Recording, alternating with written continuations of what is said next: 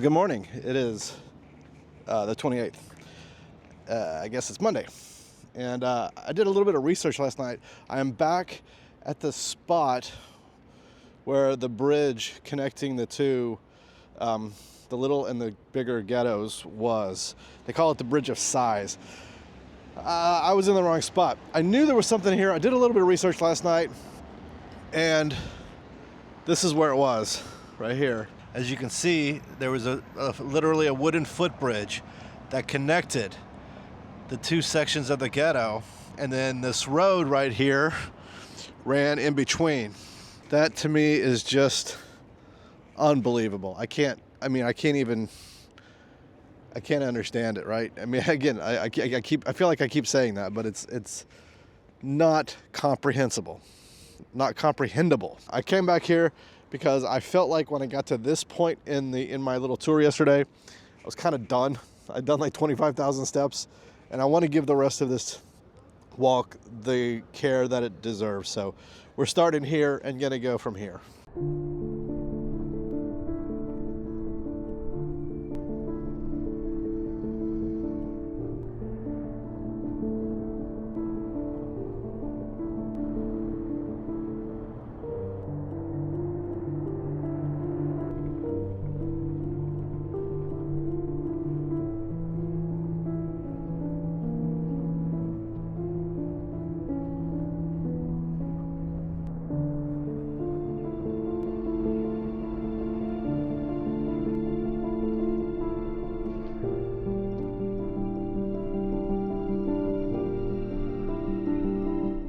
Oh wow, here is the mass grave of Jewish people and other Warsaw residents killed by the Nazis. Man.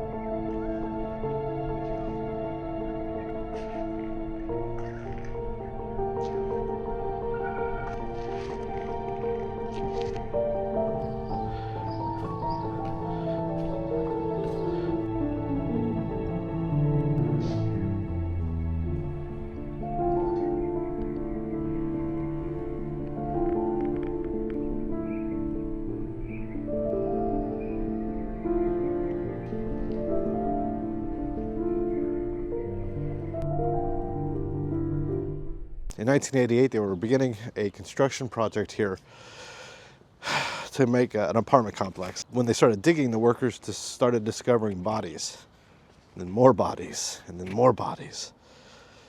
And so they stopped construction. And this site is very near the Jewish cemetery. And some of the remains were from 1941 to 1943. Others are believed to be victims of the senior living facility, the old folks home in the ghetto, who were executed by the Nazis by firing squad in 1942. Man. You know, I've never ceased to be shocked by these things. I've seen things like this, whether it be in Berlin, here, other cities. I've seen this a lot, but it gets to me every single time. And like, this is just in a neighborhood, like surrounded by apartment buildings. That's why they were digging here, to build more apartment buildings. I believe the Jewish cemetery is behind us here. We'll take a look in a minute. But just the depths of the inhumanity. Old people living out their lives, shot dead for what? If this ever stops getting to me, I need to like find a different profession, I think. See, the cemetery is over here. I don't know where the entrance is. Maybe up there. We can take a look. Of all the horrible ironies of this thing, this system, the Jewish cemetery was excluded from the ghetto in December of 1941. yet burials still took place there. The former Skra sport field was the only large space in the ghetto that was not built upon. It was used to grow cabbage. The Skra field was also excluded from the ghetto in December of 1941, so they didn't even have any place to grow food. Over time, it gradually became a burial site with both individual and mass graves. During the General Warsaw Uprising of 1944, many of those killed were also buried there. So this is what that area looked like.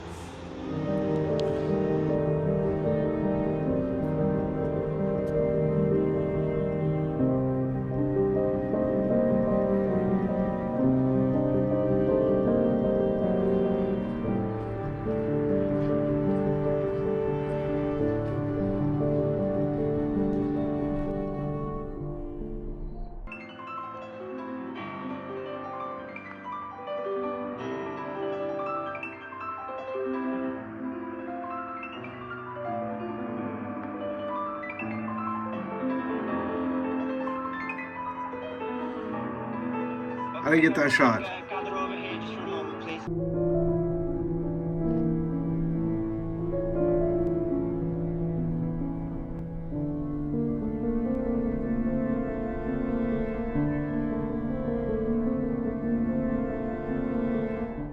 No, I've been here like the other two times I've been in Warsaw. I've come here.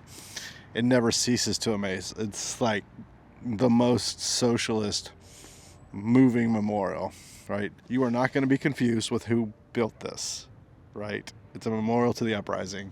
It's what they call the memorial to the ghetto heroes. And they were. They fought. They knew they were going to die. 100% knew they were going to die. They fought. The Poland Museum is here in front of us. I am not going to go in that today. I've been in before. It is great, although it looks like they have a new exhibit, maybe a temporary exhibit called 1945. Maybe I'll come back tomorrow if I have time and check that out. We shall see. I don't know. I'm not sure what I have planned for tomorrow.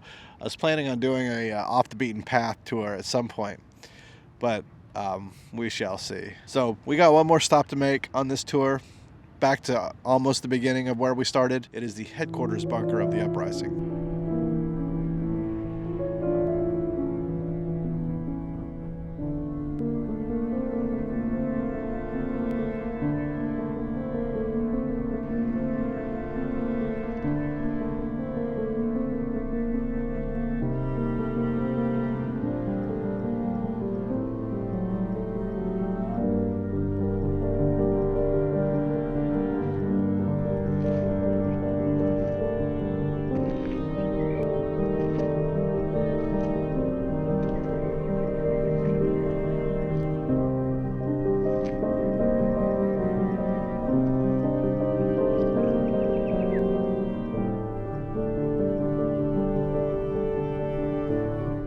So this is the site of the bunker where the leadership of the Ghetto uprising conducted the uprising from.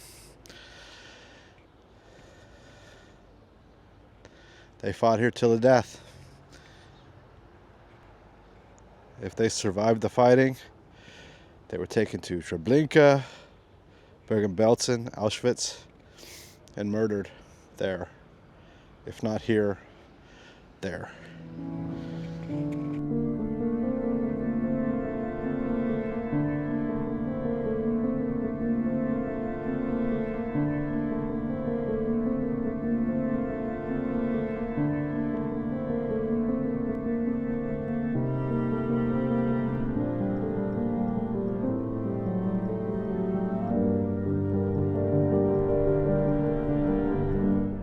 They do have an archaeological site that they're doing a dig on. I believe it is open for, it is open for viewing on Saturdays and Sundays from 12 to 3. So if you're here on a Saturday or if you're here on a weekend, maybe check it out.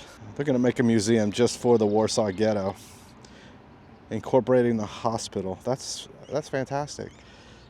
Having walked the entire perimeter, essentially, of the ghetto, at least doing the best that I could with the information that I had, there are a few thoughts I had.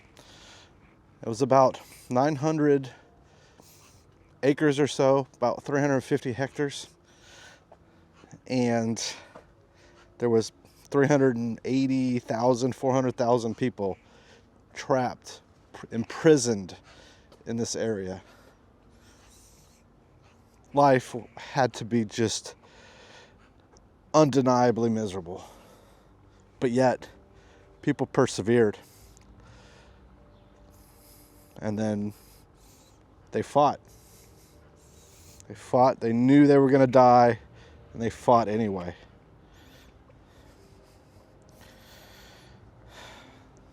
This has been truly, truly an epic, amazing, heart-wrenching, soul-depleting experience.